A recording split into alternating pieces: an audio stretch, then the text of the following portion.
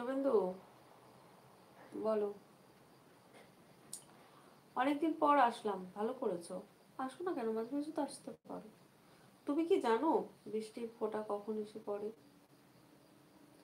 যখন মেঘের করুণ চোখে শীতল অশ্রু ঝরে, যখন মেঘের বুকে ভিতর গভীর ক্ষত হয়, তখন গগনে প্রবল নিনাদে ভীষণ শব্দ হয়। কি সুন্দর লেগেছে গো। তুমি কি জানো বৃষ্টির ফোঁটা কখন এসে পড়ে?